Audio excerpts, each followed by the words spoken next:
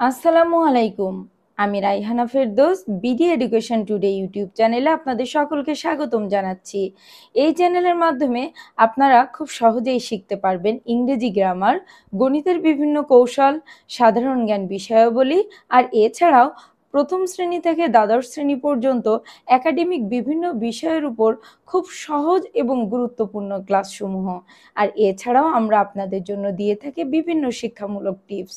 আর তারই ধারাবাহিকতায় আজ আমি সপ্তম শ্রেণীর বাংলাদেশ ও বিশ্ব পরিচয় বিষয়টি থেকে ষষ্ঠ অধ্যায়ের কিছু গুরুত্বপূর্ণ সংক্ষেপে উত্তর নিয়ে আলোচনা করব।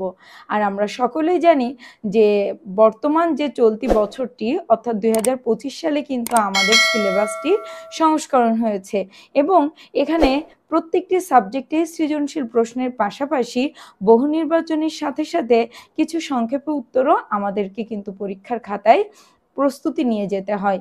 আপনারা সকলেই যদি আমাদের চ্যানেলের ক্লাসগুলো নিয়মিত দেখেন তাহলে অবশ্যই আপনারা উপকৃত হবেন। তো চলুন দেরি না করে আমরা আমাদের আজকের ক্লাসটি শুরু করে দিই। আজ আলোচনা করছি সপ্তম শ্রেণীর ষষ্ঠ অধ্যায় বাংলাদেশ ও বিশ্ব পরিচয় থেকে। এখানে গুরুত্বপূর্ণ কিছু সংক্ষিপ্ত প্রশ্নোত্তর আপনাদের জন্য তুলে ধরেছি। প্রশ্ন 1, আবহাওয়া সম্পর্কে সংক্ষেপে লেখো। উত্তর, আবহাওয়া হলো কোনো এক অঞ্চলের একদিন বা দিনের কোনো বিশেষ সময়ের বাতাসের তাপ, চাপ, আর্দ্রতা, তাপমাত্রা, বায়ুর চাপ ও গতি, বাতাসের আর্দ্রতার পরিমাণ হিসাব করে এটা সাধারণত নির্ধারণ করা হয়ে থাকে। তাহলে এখানে আমরা সহজে একটা জিনিস বুঝতে পারি যে আবহাওয়া সাধারণত কোনো একটা অঞ্চলের নির্দিষ্ট একটা সময় অর্থাৎ একদিন বা কোনো একটি বিশেষ দিনের বাতাসের তাপ, চাপ আর আর্দ্রতার পরিমাণটিকে বুঝিয়ে থাকবে। এরপরে আমরা প্রশ্ন 2তে চলে যাচ্ছি। জলবায়ু সম্পর্কে সংক্ষেপে লেখো। উত্তর, কোনো অঞ্চলে 30 থেকে 40 বছরের গড় আবহাওয়াকে বলা হয় তার জলবায়ু। তবে দেশটির অক্ষাংশ, দ্রাঘিমাংশ, সমুদ্র থেকে দূরত্ব, বায়ুপ্রবাহ, সমুদ্র স্রোত, সমুদ্রপৃষ্ঠ থেকে পানির উচ্চতা, ভূমির ঢাল, মৃত্তিকার গঠন, বনভূমির পরিমাণ ও অবস্থান এগুলোও কিন্তু জলবায়ুর প্রকৃতি নির্ণয়ের নিয়ামক। অর্থাৎ জলবায়ু সম্পর্কে যদি আমরা সংক্ষেপে কোনো তথ্য আপনাদেরকে দিতে পারি সেটা হচ্ছে যে আবহাওয়াটা আসলে খুব সীমিত সময়ের অর্থাৎ একদিনের যে একটা আবহাওয়ার অবস্থা, বায়ুর তাপ, চাপ, বাতাসের আর্দ্রতা, সেটা যেমন আমরা সংক্ষেপে আবহাওয়া বলতে পারি, ঠিক তেমনি জলবায়ুটা হচ্ছে কোনো অঞ্চলের একটা দীর্ঘ সময়ব্যাপী অর্থাৎ সাধারণত ধরা হয়ে থাকে যে 30 থেকে 40 বছরের আবহাওয়ার যে গড় অবস্থাটা সেটাই হচ্ছে জলবায়ু। এভাবে আপনারা কিন্তু সহজে মনে রাখতে পারেন।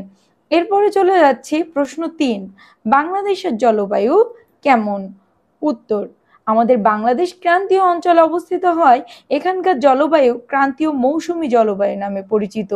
সমুদ্রের নিকটবর্তী হয় ও মৌসুমী বায়ুর প্রভাবে এখানে শীত বা গ্রীষ্ম কোনোটিই খুব তীব্র নয়।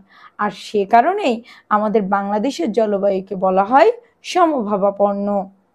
এরপরে চলে যাচ্ছি 4 নম্বর প্রশ্নে। মৌসুমী বায়ু বলতে কি বোঝো?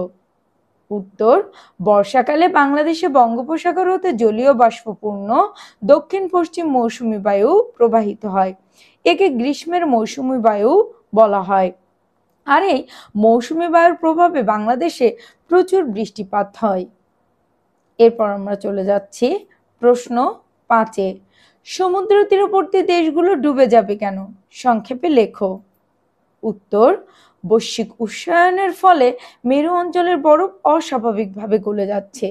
এই বরফ গলা জলরাশি সমুদ্র পৃষ্ঠের উচ্চতা বাড়িয়ে দিচ্ছে। ফলস্বরূপ বাংলাদেশের দক্ষিণাংশের নিম্নাঞ্চল সহ পৃথিবীর সমুদ্র তীরবর্তী দেশগুলো ডুবে যাওয়ার আশঙ্কা বাড়ছে।